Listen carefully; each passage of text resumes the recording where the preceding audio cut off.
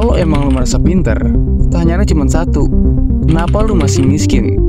Mungkin lu udah sering atau beberapa kali dengar pertanyaan itu. Gue rasa wajar kalau pertanyaan itu cukup kontroversi, karena pertanyaan tadi gue rasa menentang kepercayaan banyak orang yang nganggap kalau untuk jadi kaya itu kita harus pinter atau banyak-banyak belajar. Sejujurnya gue sendiri setuju ya, untuk menaikkan kondisi finansial itu kita memang butuh belajar. Karena kalau kita ibaratin main game, ketika kita tahu roadmap yang harus kita laluin, kita jadi lebih gampang gitu untuk menang di dalam game itu. Nah tapi terkadang, ini tuh ada fenomena janggal, dimana ada orang yang dia tuh pinternya tuh beneran pinter ya, diakuin sama orang lain bahkan. Bukan self-claim atau yang cuma ngaku-ngaku pinter aja gitu. Tapi pada kenyataannya, orang-orang pinter ini justru hidupnya tuh pas-pasan, bahkan terlilit utang. Nah, yang bikin banyak orang heran tuh, kalau memang mereka itu pinter, kenapa mereka hidupnya masih miskin? Apakah jadi kaya lewat jalur pinter itu udah nggak relevan? Atau memang selama ini mereka mempelajari ilmu yang salah? Nah, makanya di video kali ini, gue mau mencoba memahami korelasi antara kepintaran sama kekayaan, tapi dengan skala rasionalitas yang gue harap mudah dipahami sama semua orang yang nonton video ini. Tapi sebelum kita bedah pembahasan ini lebih dalam, gue mau jelasin bahwa video ini gak bermaksud merendahkan faktor kecerdasan seseorang dalam keberhasilan hidupnya. Tapi gue mau mencoba memberikan jawaban yang sekiranya bisa menghubungkan kekayaan dengan kepintaran yang dimaksud.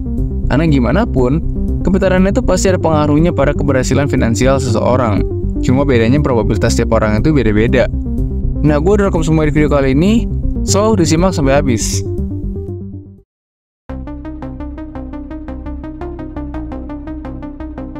Hubungan antara kecerdasan dan kekayaan sebenarnya cukup kompleks. Karena ada orang yang pintar akhirnya bisa kaya, tapi ada juga yang pintar tapi nggak kaya-kaya ya kan. Nah jadi untuk menghubungkan ini, kita nggak bisa sekedar ngecap gitu aja kalau orang yang pintar itu pasti berhasil atau pasti gagal. Karena probabilitas tiap orang itu acak dan beda-beda gitu. Menurut penelitian dari Science Alert, para peneliti mengungkapkan kalau keberhasilan seseorang itu justru cenderung karena faktor keberuntungannya daripada sekedar kecerdasannya. Misalnya nih, ada anak yang nggak pintar-pintar amat, tapi karena orang tuanya itu punya relasi yang bagus, akhirnya itu ngedorong dia juga untuk berhasil. Bahkan menurut studi dari European Sociological Review, menunjukkan kalau orang kaya itu cenderung justru punya kecerdasan yang lebih rendah dibandingkan orang-orang yang pendapatannya itu lebih rendah daripada dia. Jadi menurut beberapa riset yang ada, keberuntungan itu lebih dominan daripada kecerdasan. Sebenarnya gue agak setuju ya kalau faktor keberuntungan juga punya peran dalam keberhasilan seseorang.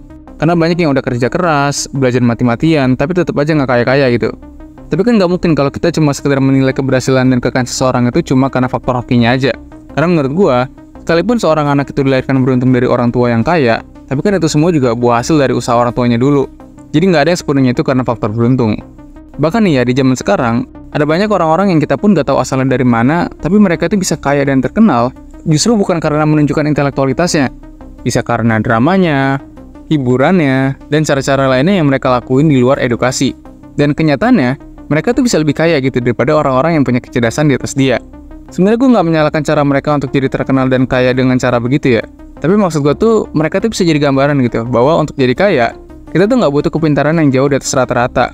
Tapi kita harus bisa memanfaatkan faktor-faktor lain untuk mendapatkan kekayaan. Bisa lewat relasi gitu ya, misalnya kayak kenal sama orang dalam, pintar melihat peluang, dan pengambilan keputusan lainnya yang itu lebih penting daripada sekedar kecerdasan.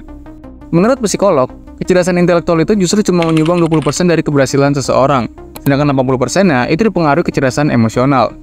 Sebenarnya kecerdasan itu ada banyak cabangnya, bisa pintar akademis, pintar komunikasi, pintar berbisnis, atau pintar di bidang apapun itu. Intinya setiap orang itu punya bidangnya masing-masing, sekalipun dia nggak jago di satu bidang pun, pasti adalah bidang yang dia suka gitu. Nah sejauh pengamatan gua, orang yang bisa jadi kaya karena kecerdasannya, itu karena dia berhasil memanfaatkan bidang dia secara optimal. Misalnya nih, kayak ada orang yang pintar IT, dan akhirnya dia bangun bisnis di bidang IT. Nah karena dia bermain di bidang yang dia paham, dia bisa kaya lewat bisnisnya, karena dia paham apa yang dia lakuin. Selain itu, keberhasilan dan kekayaan seseorang juga dipengaruhi keterampilan non-kognitif, kayak misalnya kerja keras, kreativitas, bersosialisasi, itu semua jauh lebih penting daripada sekedar pintar gitu aja. Karena percuma nih, kalau lu pintar di satu bidang, tapi lu nggak bisa bersosialisasi, atau kreativitas lu rendah. Nah makanya harus ada aspek lain selain kecerdasan intelektual. Tapi nih ya, kalau kita pikir lebih dalam, sebenarnya kecerdasan dan kekayaan itu nggak bisa diukur dengan indikator apapun, karena keduanya itu bersifat relatif. Yang jadi masalah adalah, orang tuh suka menilai standar kecerdasan dan kekayaan orang lain tuh berdasarkan perspektif mereka aja. Padahal, standar kaya setiap orang itu beda-beda. Gue pernah dengar cerita temen gue yang bisa dibilang pinter lah ya. Bahkan gue pun ngakuin kalau dia itu pinter. Jadi dia tuh bilang kalau nanti pun dia kaya, jelas pasti mau, karena siapa juga yang nggak mau kaya ya kan. Cuma dia tuh nggak ada ambisi yang sampai kayak punya mobil mewah, terus tanahnya ratusan hektar, punya private jet, dan lain sebagainya. Intinya dia tuh nggak begitu ada ambisi gitu dengan barang-barang mewah. Jadi gue rasa semua orang tuh memang mau kaya, entah yang pinter ataupun yang bodoh. Tapi motivasi kaya setiap orang itu berbeda-beda. Dan orang yang pintar pun mereka punya tujuan yang berbeda-beda juga. Ada yang cuma pengen nyiptain sebuah teknologi, ada yang pengen bisa bagi-bagiin ilmunya, dan ada juga yang pengen kaya lewat kepintarannya. Jadi kalau dibilang kenapa pintar tapi nggak kaya, ya balik lagi, dia punya ambisi untuk jadi kaya atau enggak.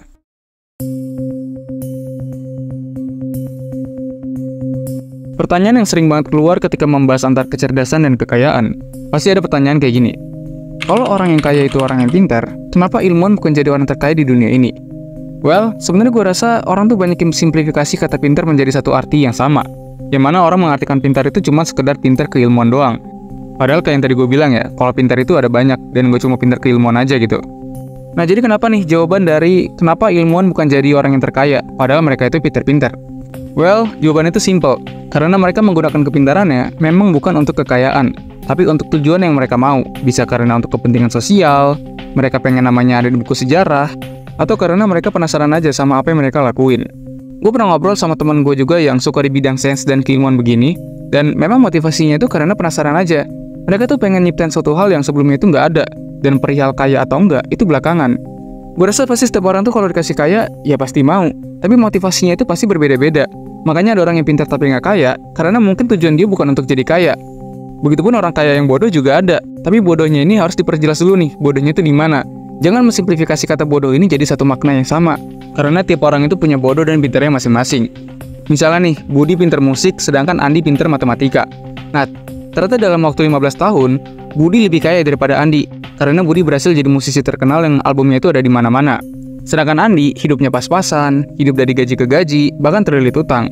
Budi lebih pintar dari Andi, tapinya nih, Budi lebih pintar dari Andi dalam aspek musik dan melihat peluang.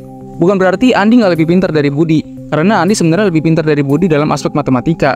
Tapi, Andi lebih bodoh dari Budi dalam aspek pengambilan keputusan, melihat peluang, dan lain-lainnya. Jadi bukan cuma sekedar pintar di suatu bidang, tapi dipengaruhi aspek-aspek lainnya juga.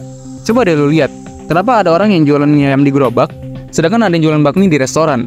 Apakah pemilik restoran itu lebih pintar daripada yang di gerobak? Belum tentu. Bisa jadi yang punya gerobak ini lebih pintar daripada pemilik restoran. Tapi balik lagi, pintarnya ini dalam aspek apa? Nah dalam konteks ini, berarti ada aspek lain nih yang si pemilik restoran punya, sedangkan abang yang jualan di gerobak itu nggak punya.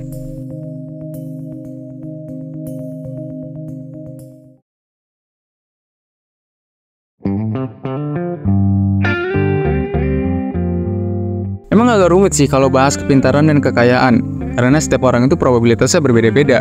Kalau lu merasa pintar dan tujuan lu pengen kaya tapi nggak kaya-kaya, berarti ada salah sama kepintaran itu. Antara lu salah tempat mengoptimalkan kepintaran itu, atau memang sebenarnya lu nggak pintar. Karena kadang orang tuh merasa pintar tapi nggak kaya, karena dua ini, antara salah tempat atau memang lu nya aja nggak pintar. Coba deh lu lihat, kenapa ada orang yang kerjanya lebih santai, tapi uangnya lebih banyak daripada yang kerja keras pakai tenaga lebih. Karena orang yang kelihatannya santai, itu bekerja di tempat yang tepat. Jadi kalau lu merasa pintar dan tujuan lu jadi kaya tapi nggak kaya-kaya, cari tempat lain yang bernilai tinggi, atau memang, ya lu harus belajar lagi. So, sekian dulu pembahasan kali ini, semoga bermanfaat dan sampai jumpa di segmen selanjutnya.